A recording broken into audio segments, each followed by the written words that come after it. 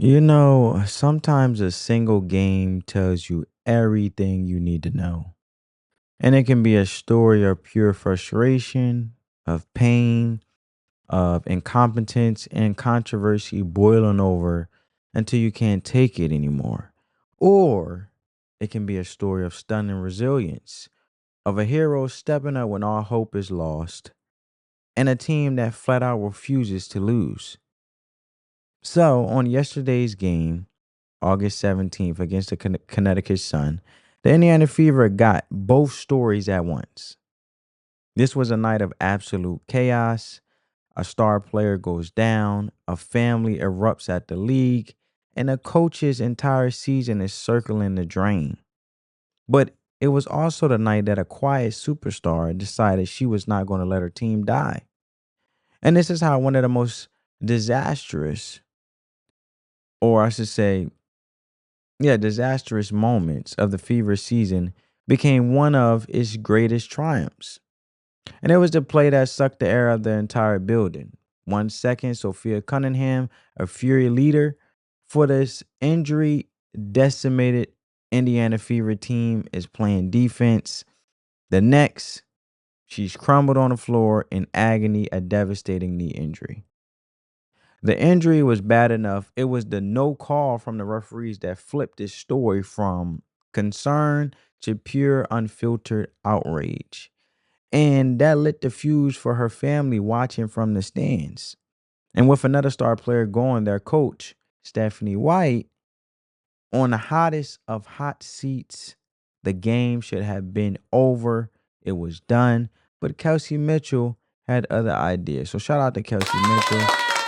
I definitely want to give her, her flowers or whatever the case may be. But check out this clip because Bria Hartley, as it says right here, at the scene of the crime, extending her fall right into Sophia Cunningham's leg. The sun is out of control. And I have to mute the audio due to copyright purposes. But if you guys really see how she nailed right into Sophia Cunningham's leg, and sometimes it brings the concern that these players are so clumsy and so ignorant that you fall into another player not thinking you can harm them whatsoever. Right? It's mind blowing to me. So now, when I talk about Sophia Cunningham's family being outraged, Sophia's sister Lindsay and mom Paula are calling out the league for fining players for calling out poor officiating instead of protecting players. And for Bria Hartley's history as an out of control player, they won't delete these tweets either. So this is what they had to say. This is Sophia Cunningham's sister. At WNBA, maybe you should focus less on finding players for commenting on your poor officiating and more about hiring officials that are able to call a consistent game and protect your athletes. Pathetic, praying for you, Soph Holler. You already know. So then it says, Hartley is a disgruntled player having trouble everywhere she goes, and she's playing mean and plays out of control.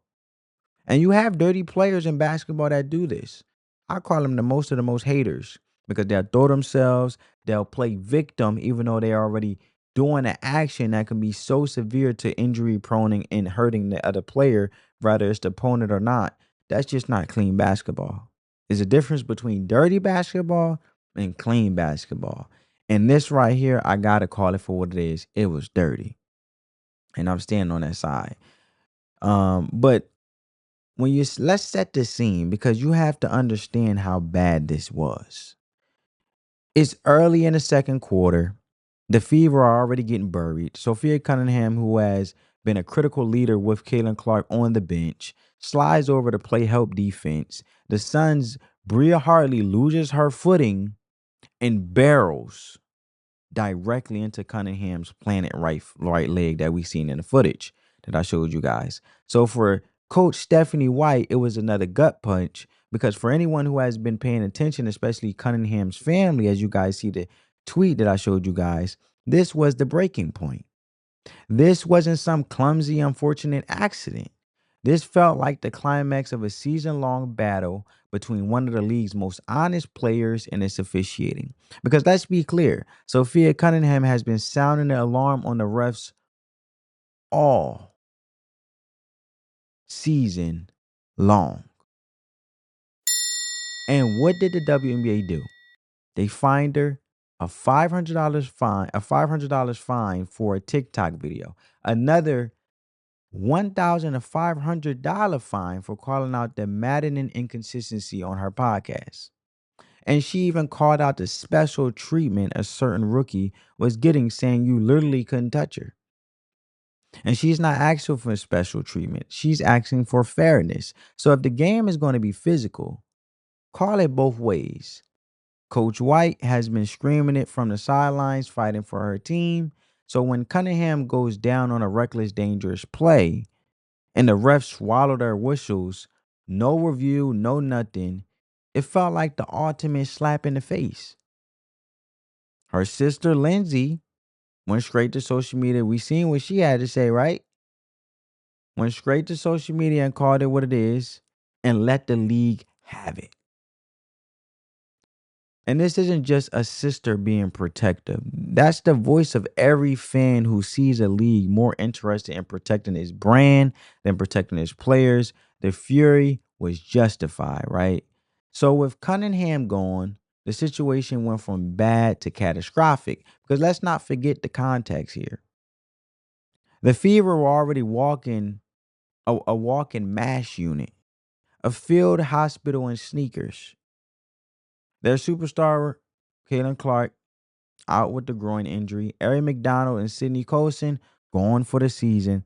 Now they lost another Warrior, and the product on the court showed it. It was a complete meltdown. They missed every single one of their three-pointers in the first half. They looked disjointed, demoralized, and utterly defeated. And the Connecticut Sun, coached by the Fever's former coach, you know,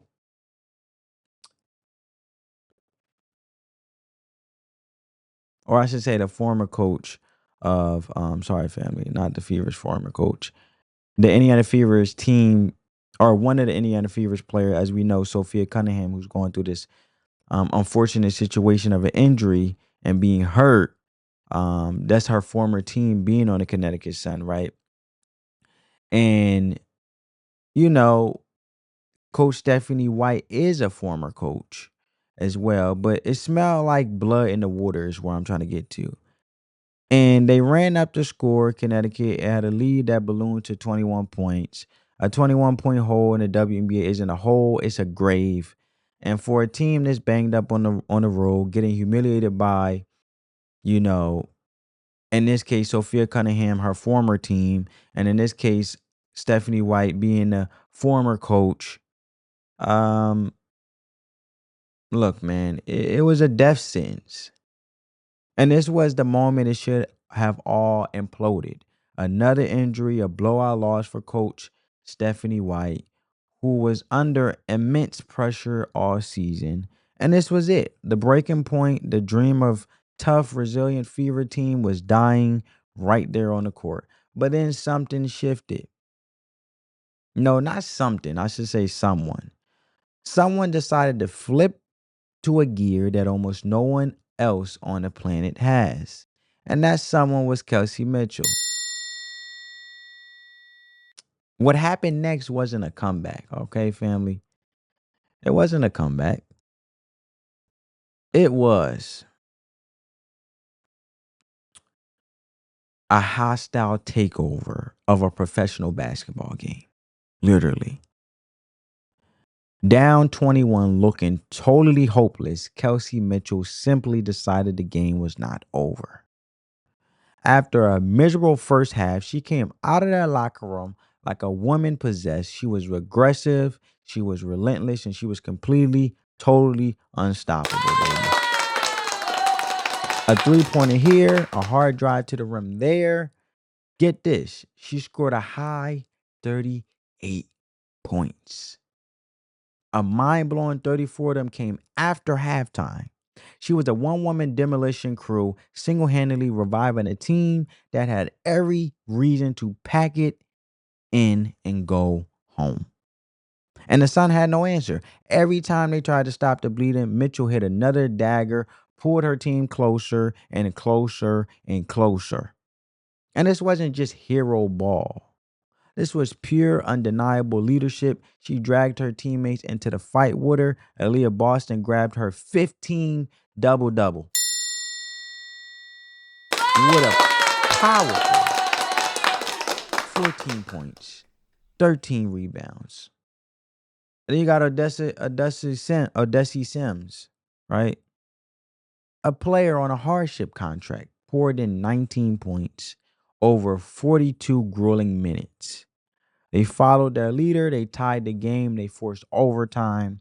And in extra period, Mitchell finished the job. She scored 10 of the Fever's 15 points, outscoring the entire Connecticut Sun team all by herself. So as you guys see, final score 99-93. The largest comeback in Indiana Fever franchise history. And Coach Stephanie White, who was staring into the abyss an hour earlier, fought back tears in the locker room, and she looked at Kelsey Mitchell and said, "You put us on your back." And she did. Kelsey Mitchell didn't just save a game. She might have saved their season. So what's the real story here? There are two. You have to decide which one matters more. Is it the explosive, undeniable problem the WNBA has with its officiating, a problem that injured a key player and has a family justifiably demanding answers? Or is it the unbelievable heart of a team that stared into the face of a total collapse and clawed its way back, led by one of the most heroic performances of the entire season? Let me know in the comments below. So, this is Kelsey Mitchell, right? She had the 38 points. This is OT. Boom. Phenomenal. Couldn't stop her. Doing her thing, right? And it was a weird start to the Fever game in Connecticut Sun. It was a weird start. If you look how things really, it was a weird start. I don't know. That was weird to me. Let's see what people are saying. Sims gets a basket. I'll take it. No, I mean, you can't deny free buckets. I mean, but it was weird. Because it's like, which way were they going? They don't know what they don't know what they want to do. They don't know where they going. They scrambling and scraping. So that was a weird start. But in the end,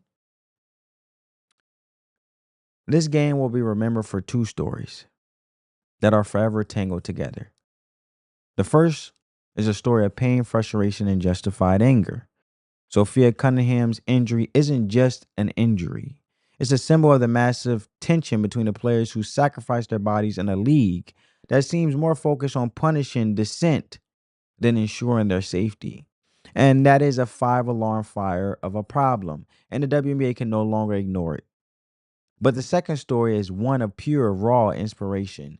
Staring down a 21-point deficit in a mass unit of a roster, the Indiana Fever refused to break, and they were led by Kelsey Mitchell, who tied her career high with 38 points in a game for the ages. And this wasn't just a win, it was a statement.